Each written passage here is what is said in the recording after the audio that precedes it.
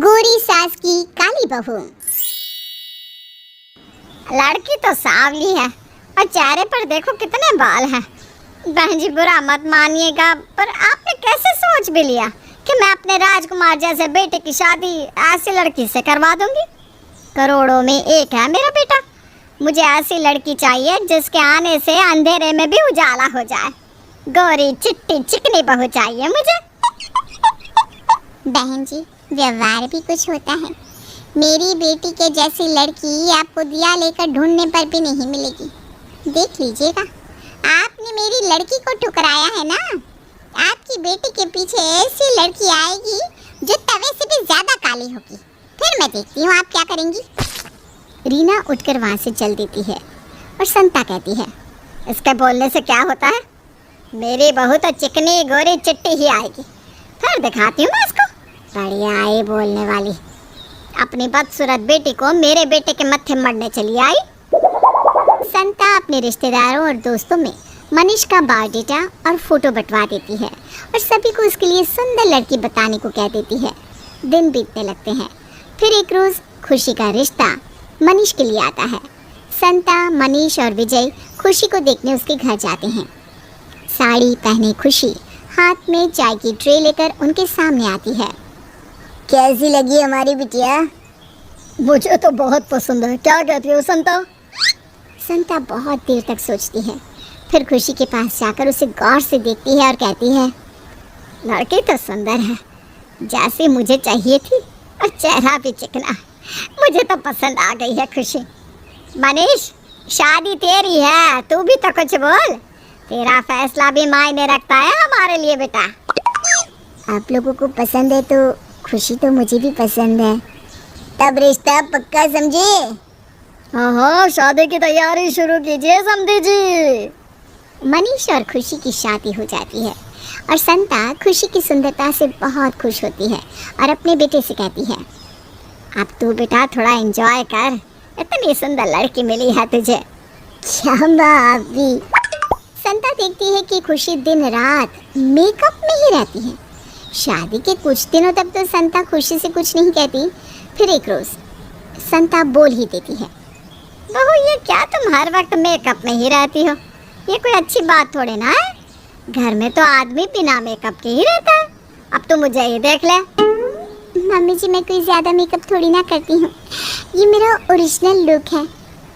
पर इतनी गाली कोई गालों पर लगाता है क्या? लगता है 4 किलो पाउडर थोपा है मुंह पर। क्या मम्मी जी आप भी ना, ये कोई पाउडर नहीं है, आपके बेटे का प्यार है जिसकी चमक मेरे चेहरे पर रहती है।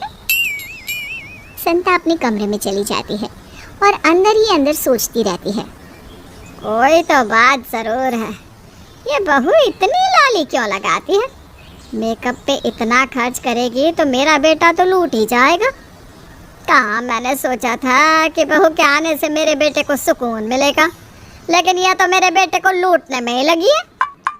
अगले दिन शाम को खुशी और संता को एक शादी में जाना था। संता खुशी के कमरे में जाती है। अब चलोगी भी या मेकअप ही करती रहोगी?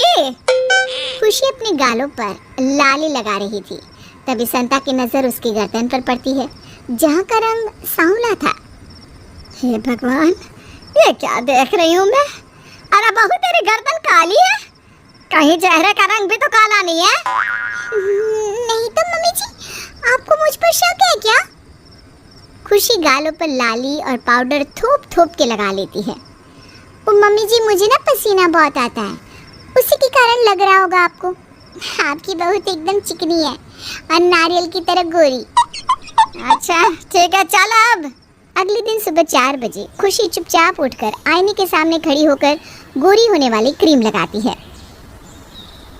मनीष के उठने के पहले ही क्रीम लगा लेती हूँ, मम्मी जी को कुछ पता चल गया तो मेरी तो खटिया खड़ी हो जाएगी। खुशी मेकअप करती है, तभी मनीष उठ जाता है और ये सब देख लेता है।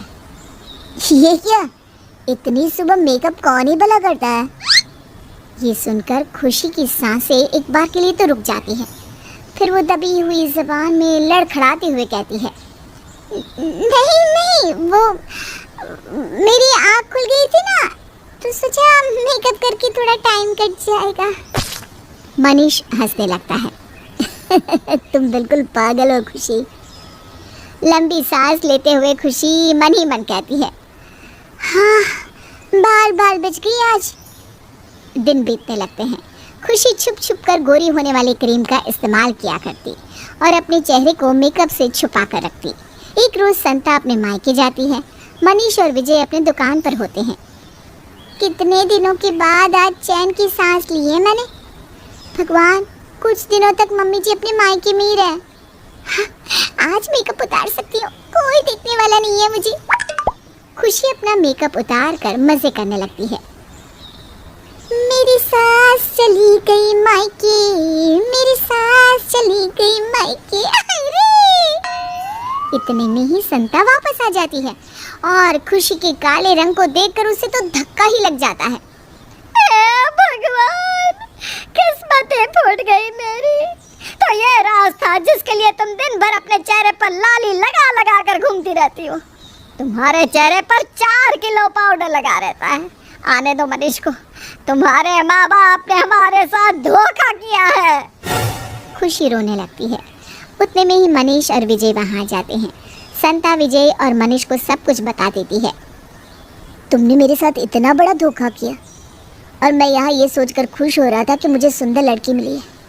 अब समझ में आ रहा है मुझे कि तुम सुबह 4 बजे क्यों उठती थी, ताकि अपने काले रंग को बचा सको। सुंदर लड़की बताकर अपनी काली बदसूरत हमें दे गए तुम्हारे माँ बाप। माफ कर दीजिए, मैं जानती हूँ कि मैंने आप लोगों को धोखा दिया है, लेकिन मम्मी जी ये सब क्यों हुआ? आपने सोचा कभी? बचपन से ही मेरे रंग को लेकर सब मुझे ताने दिया करते थे। कोई भी मेरा दोस्त बनना नहीं चाहता था। मेरे क्लास के लड़के मुझसे दूर भागते थे, यहाँ तक कि मेरे रिश्तेदार भी मुझसे कहते इसे लड़का ही नहीं मिलेगा। कहाँ ये लड़की हमारे घर में आ गई? इसमें मेरा क्या कसूर?